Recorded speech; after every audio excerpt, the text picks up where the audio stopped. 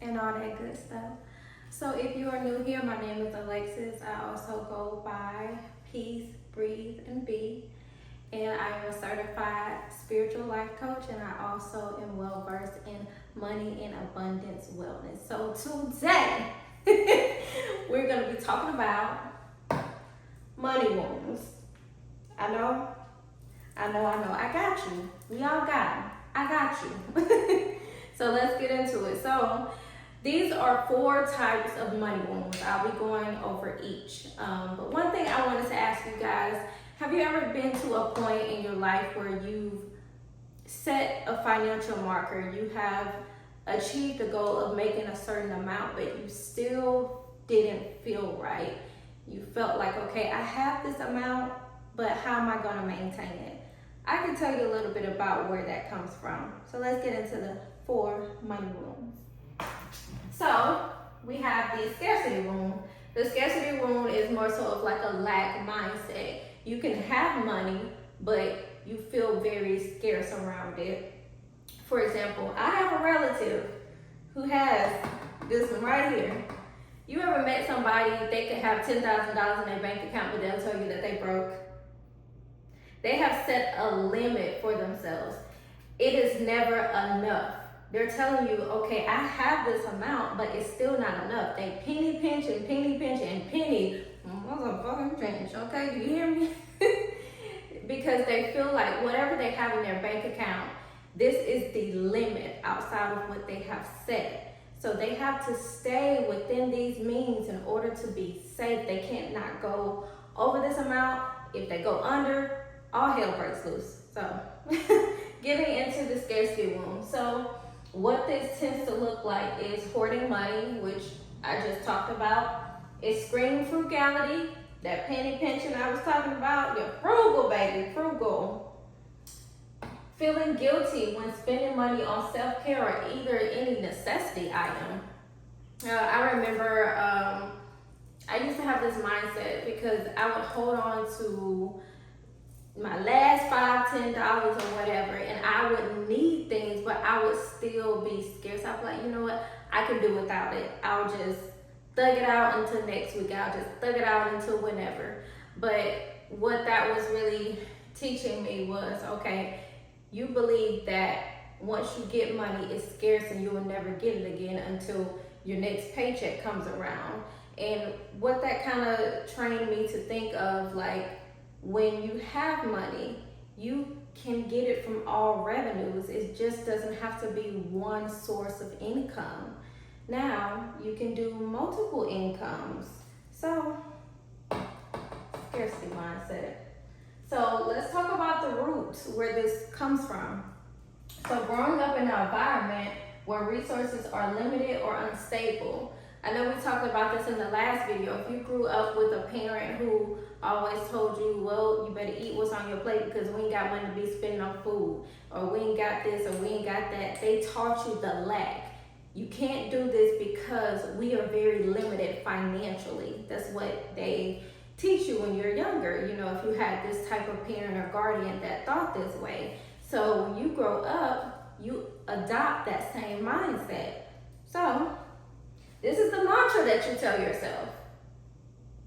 I have to keep everything because I never get it again. And that's what I started thinking about. It taught me, like, okay, I gotta hold on to this last dollar, this last $5, this last $10 because I may not ever get this again until I get paid or whenever some money came back in. I was like, okay, well, you know, I don't know where my next what's gonna come from, so let me go ahead and just hold on tight to what I got. So that's usually where it comes from, y'all. So moving on. So your next one, this is gonna be the unworthiness wound. So this is the I'm not good enough, basically, wound. So we'll get into this. So the behavior is undercharging for your services. Let's just say you have a business.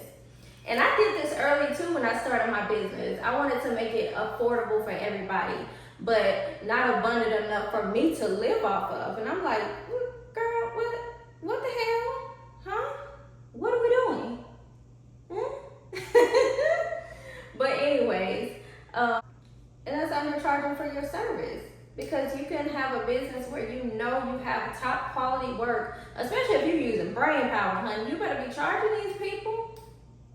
Charge these people for your work, especially if you're great at what you do.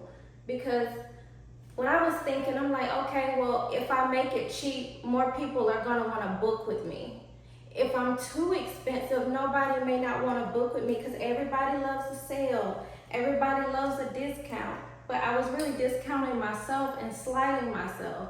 So I had to raise some expectations and say, girl, you're worthy. You know what you're doing. You are a wonderful fucking coach. My bad, y'all. I didn't mean to say the F word. Y'all know I be cursing on here, whatever. So, and I had to really realize, like, hey, you're going to slight yourself because the amount of work that you're doing, charge these people. Because they're going to grow so much by having you in their life as their coach.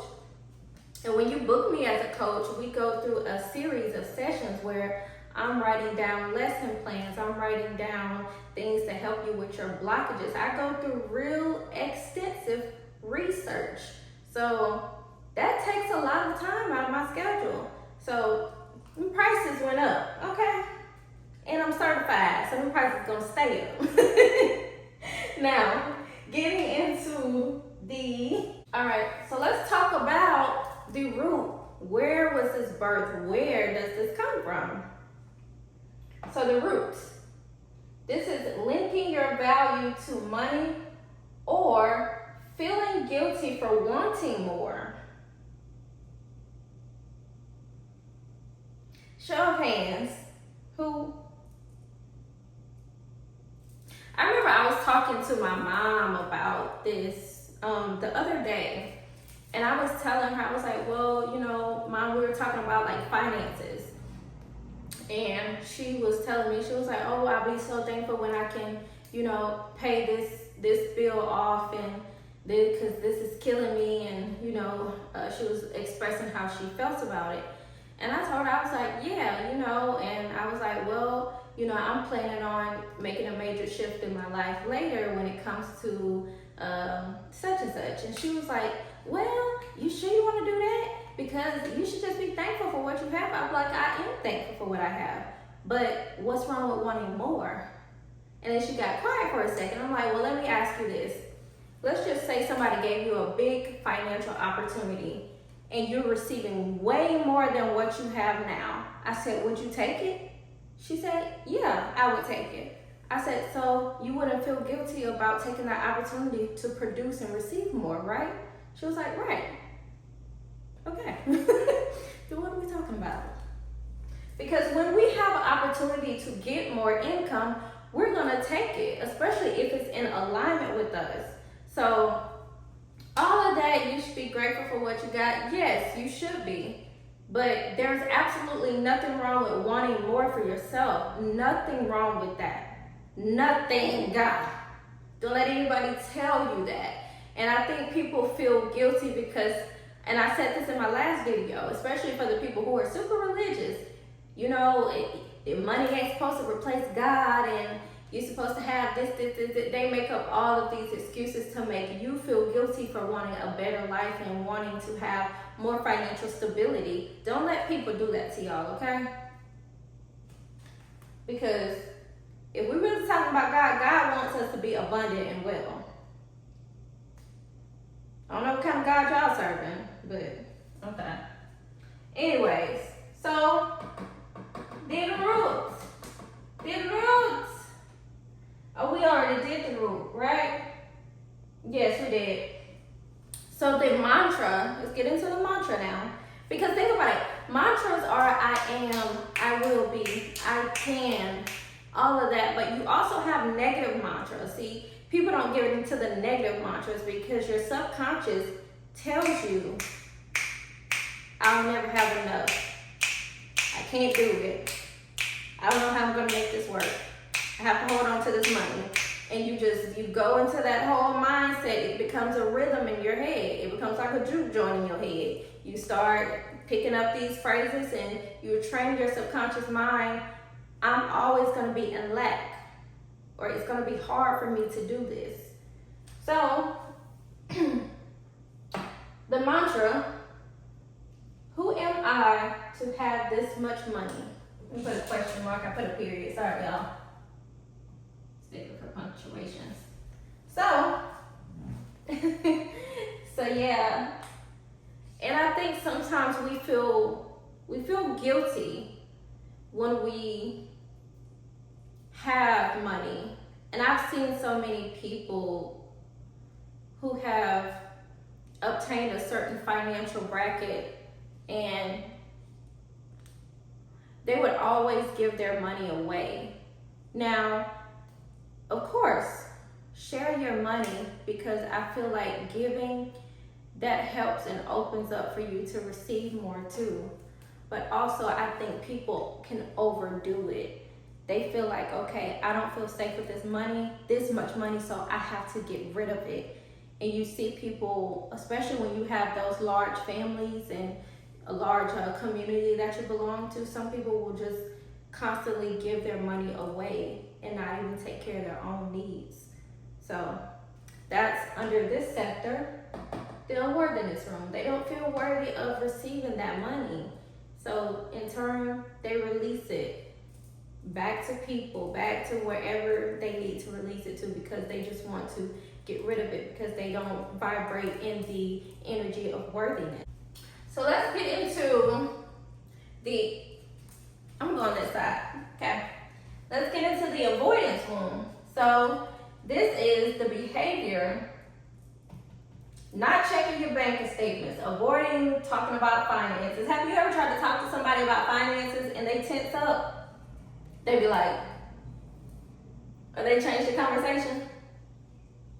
Yeah. And sometimes people avoid like checking their bank account too, because they're like, well, I know I don't have any money, so I'm not even gonna look at it, or I'm not even gonna. So the roots. This is seeing money cause intense conflict in your household. If you grew up and your parents argued about money, or there was always an argument about money around you or a friend or whoever, this makes you avoid it altogether, because you remember how it felt having money be the root of the drift factor of the conflict. So the mantra that you tell yourself when stuff like this happens: if I don't look at it, it can't hurt me. So very out of sight, out of mind like mentality. So and let's go to the over responsibility room. I know some people like this. So the behavior usually looks like this: saving or overgiving to everyone and neglecting your own financial needs. I've seen people be so giving to the point where they neglect themselves, and that's not what wealthy people do. And I think especially we have been taught to give, and never look forward to receiving, which, don't get me started, child. Which I think that's just so, I think it can create a very toxic mindset around abundance and wellness, because abundance and wellness is on the same plane sector to me, because I believe like once you are abundant and you have enough, your wellness also comes into play with that. And I don't just mean from the financial standpoint, but when you're abundant and you're happy, when you have abundance in community, when you have abundance in the things that truly make you feel joyous and well. So let's talk about the roots. Where does this come from? I've seen this in children who grew up with a parent who may not have been the best, like mentally or financially stable, because what the child is processing at that moment, okay, mommy or daddy don't really have the mentality, or they're not equipped to run our household. I have to do something. So when that child gets old enough to have a job or make some type of financial responsibility in the family to where they're able to gain money, now they become the responsible one. They become the one that takes care of everybody and everything. And woo, child.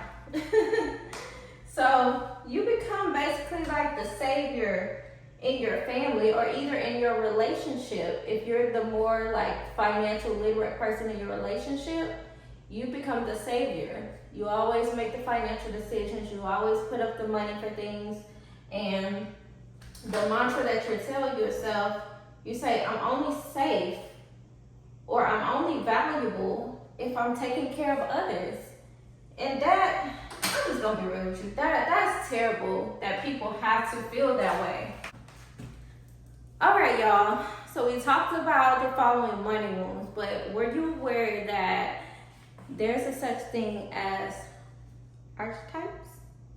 Let's get into them. So this is going to be a very short synopsis because I have a ebook, which I'm going to link in this video. If you go on my Beacon store, it's available. It talks about, you know, money wounds and all of the good juicy details that you need. So we have the martyr. And the martyr is the one who takes care of everyone's needs by neglecting their own. We talked about this earlier. We also have the tyrant. The tyrant uses money to control people's circumstances, events, child. You know who that made me think about?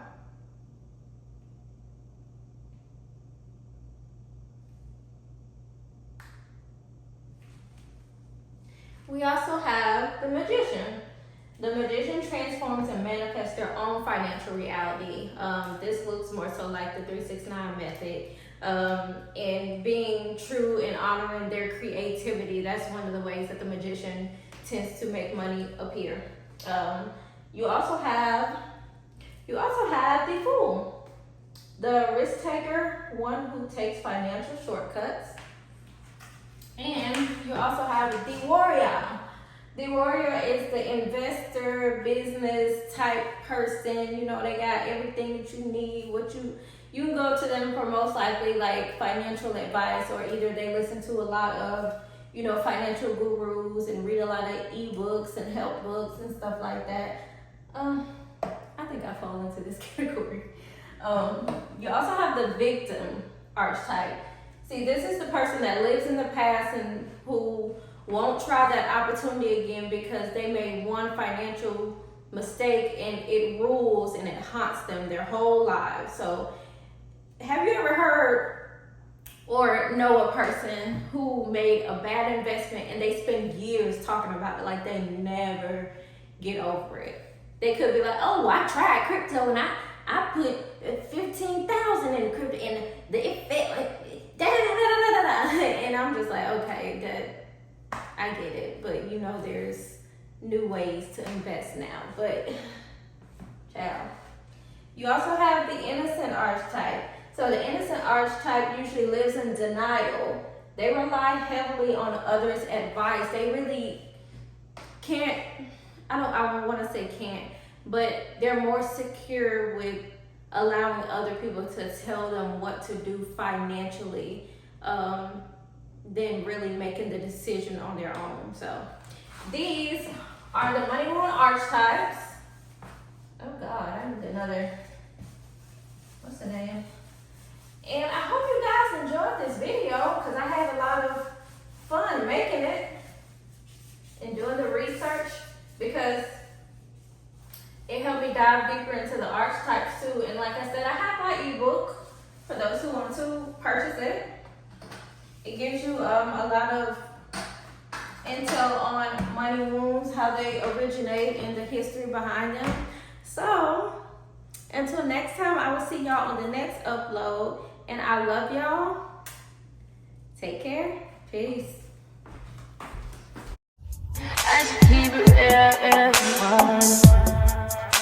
High volume. Am I really that?